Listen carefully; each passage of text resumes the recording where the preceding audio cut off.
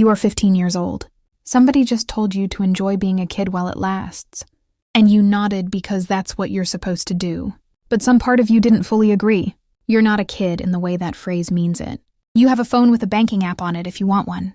You can legally work in most places, part-time, with limits on your hours during the school year. You are 3 years from being able to sign a lease, 2 years from being trusted with a driver's license that lets you go almost anywhere alone, and closer to adulthood right now than you are to being 10. The world keeps telling 15-year-olds to wait. Wait to think about money. Wait to think about the future. Wait until you're older, more settled, more ready. Here's the problem with that advice. The people who end up ahead, financially by 30 almost never started at 5. They started around now, in ways so small nobody around them noticed, while everyone else was still waiting for the right moment to begin. Let's talk about what 15 actually is financially. You probably don't have a full-time job. You might have a part-time one, or an allowance or money from odd jobs, mowing lawns, babysitting, tutoring a neighbor's kid in math. Whatever it is, the amount is small. That's not a problem to solve. That's the entire point. The habits you build on, small amounts of money, are the exact same habits that will run your finances. When the amounts get large, and almost nobody tells you that directly, if you learn to waste $20 a week at 15, you will waste $2,000 a month at 35, because the behavior isn't about the number, it's about the pattern. And patterns don't wait for bigger paychecks to show up. If you learn to set aside a piece of whatever comes in at 15, even a small piece, that habit doesn't need to be relearned later. It just needs bigger numbers plugged into a system you already trust. Here's what you can actually do right now. Today, legally, without needing to be an adult first. You can open a savings account. Almost every bank lets a minor open one with a parent or guardian as a joint owner or custodian on the account, which means the account is genuinely yours, your name is on it, but a parent has to be involved because you're not 18 yet. That's not a workaround. That's just how banking law works for minors. And it's not a bad thing. It means someone experienced is looking at the account alongside you while you learn. Open one. Put something in it every time money comes your way. Even 5 or even 10s, the amount matters less than the fact that a decision gets made every single time, instead of money just passing through your hands and disappearing into whatever felt urgent that week. If you have earned income, meaning actual money from actual work, not allowance, not gifts, there's something else available to you that almost no 15-year-old is told about. A custodial Roth IRA. It has to be opened by a parent or guardian on your behalf because you're a minor, but the money and the growth belong to you. Here's why this matters more than almost anything else in this video. Money you put into a Roth IRA at 15 has roughly 50 years to grow before a typical retirement age, compounding the entire time, tax-free on the way out. $1 invested at 15 does more work over your lifetime than $1 invested at 25, not because you're smarter at 15, but because time is the actual engine behind investing, and you have more of it right now than you will ever have again. This is the single biggest, most boring, least talked about advantage of starting young. Not intelligence, not income. Time. You are sitting on more of it than almost anyone else in your family, and most 15-year-olds spend 0 seconds thinking about that fact.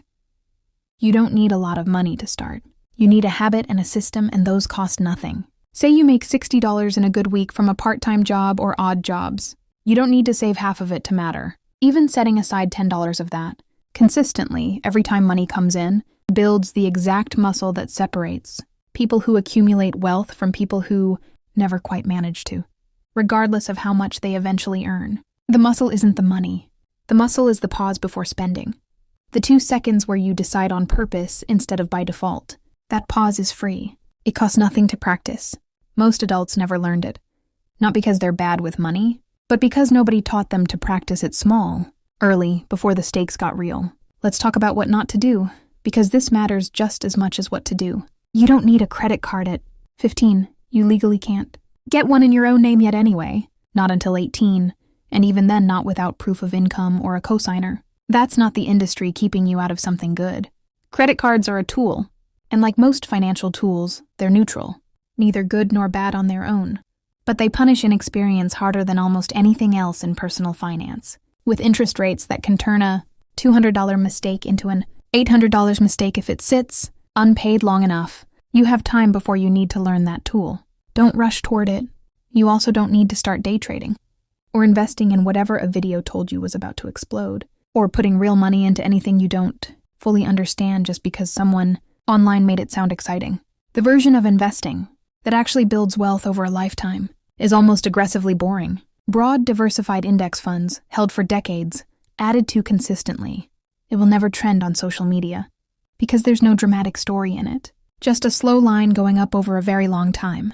That boring version is the one that works. The exciting version is usually how people lose money they can't afford to lose. At any age, but especially at 15, when the temptation to feel clever with money can outrun the experience needed to actually be careful with it.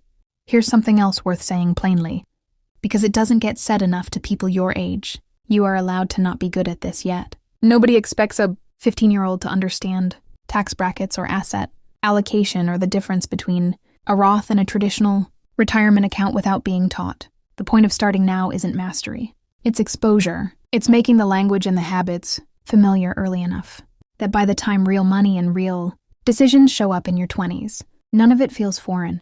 The kids who seem naturally good with money as adults always just started hearing the vocabulary and practicing the small decisions years before anyone else did. It's not a gift. It's a head start. And head starts are available to basically anyone willing to start counting the years early.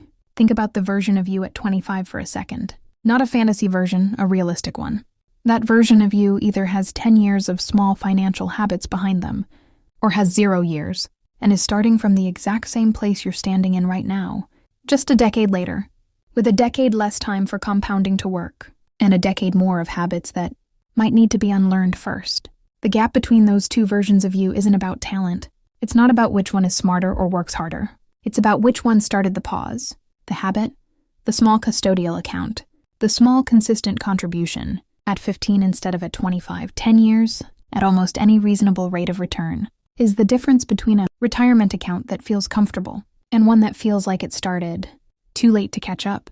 Even though both versions of you worked the same number of years overall, you don't need to have this figured out completely. Nobody your age does, and honestly, most adults don't either. They've just gotten better at hiding that they're guessing most of the time too. What you need is smaller than figuring it all out. You need one account open this month, with a parent or guardian, savings or custodial Roth IRA, whichever fits your situation. You need one number, even a small one, that leaves your hands on purpose every time money comes in, instead of drifting away by accident. You need to get comfortable with the words compound interest, index fund, emergency fund, not because you'll use all of them this year, but because familiarity now means confidence later, when the amounts get bigger and the decisions get heavier. That's the whole ask. Not maturity beyond your years, not sacrificing your entire adolescence to a spreadsheet, just the willingness to treat 15 as a real starting point instead of a waiting room. Somewhere right now, another 15-year-old is hearing all of this and deciding it can wait, deciding they'll think about it at 18 or after college, or once they have a real job with a real paycheck. That version of them isn't wrong to feel that way. It's the normal, understandable reaction, because 15 doesn't feel like the age anyone expects you to take money seriously. But the version of them at 35, looking back, won't remember it that way. They'll remember the years between 15 and 25 as the years it would have been easiest to start, cheapest to start, lowest stakes to make small mistakes in, and they'll wonder, quietly the way people do, what an extra 10 years of compounding might have looked like if they'd just opened one account, with one parent's signature, and let one small habit run in the background of an ordinary teenage life. You don't have to be that version of them. You're 15.